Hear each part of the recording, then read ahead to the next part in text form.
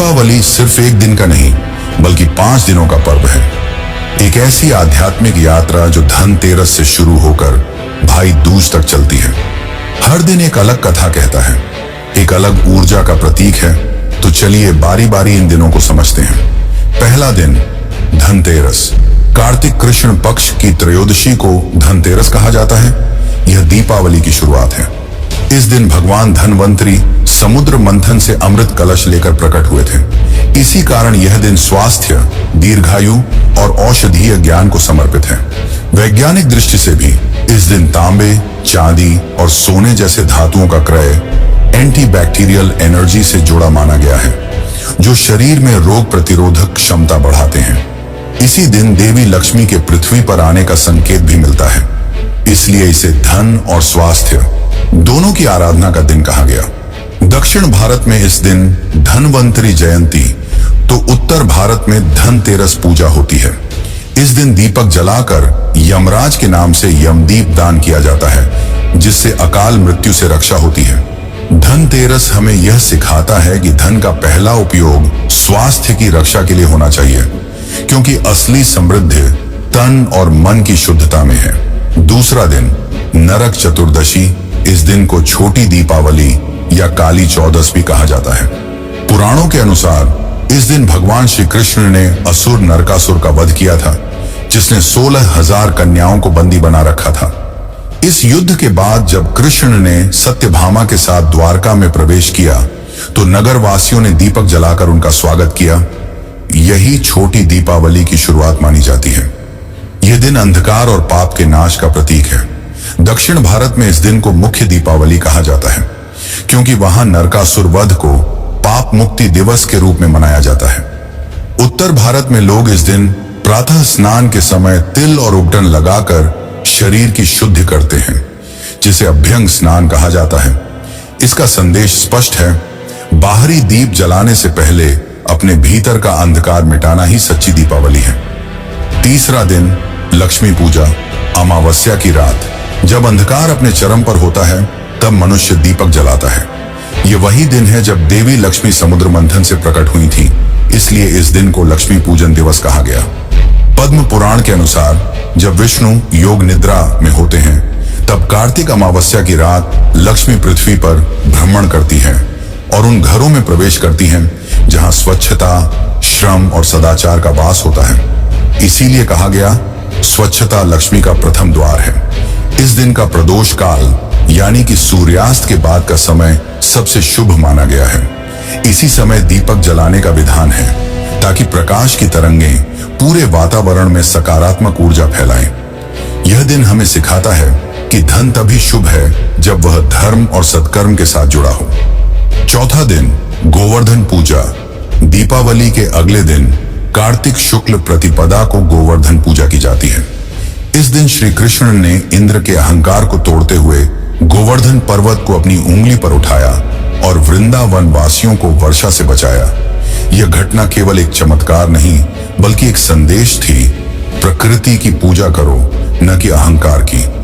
उत्तर भारत में यह दिन अन्नकूट उत्सव के रूप में मनाया जाता है, जहां भगवान को सैकड़ों प्रकार के भोजन अर्पित किए जाते हैं। दक्षिण भारत में इसी दिन राजा बलि और वामन अवतार की कथा मनाई जाती है।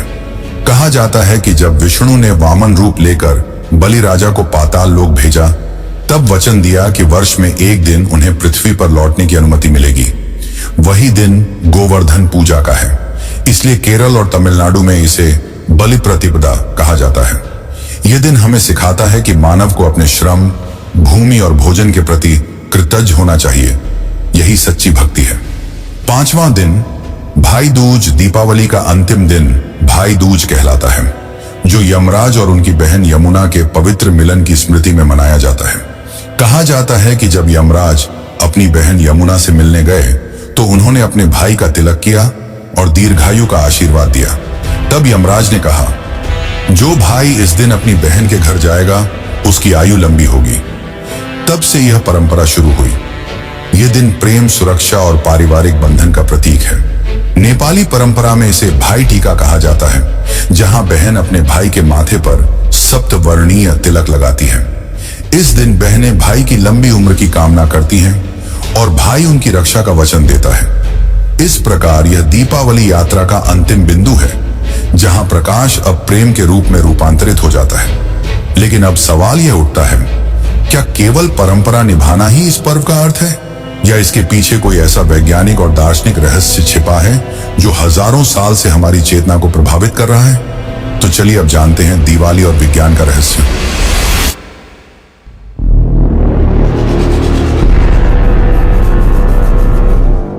दीपावली को हम रोशनी का पर्व कहते हैं, लेकिन क्या कभी सोचा है कि यह रोशनी केवल प्रतीक है या इसके पीछे कोई गहरा वैज्ञानिक रहस्य भी छिपा है? क्यों हर धर्म, हर संस्कृति और हर युग ने दीप को ही प्रकाश का प्रतीक माना?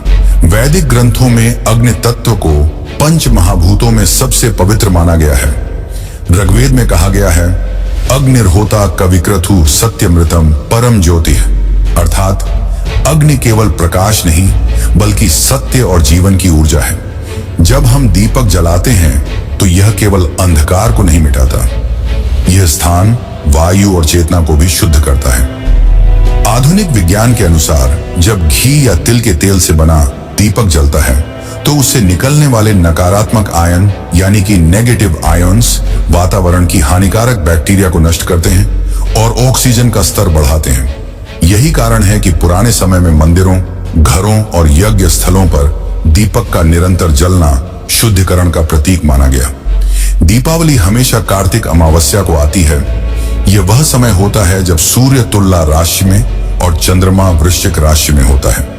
खगोल शास्त्रियों के अनुसार यह वह बिंदु है जब सौर और चंद्र ऊर्जा का संतुलन सबसे न्यूनतम होता है, अर्थात उस दिन पृथ्वी पर प्राकृतिक प्रकाश और चुंबकीय शक्ति सबसे कम होती है।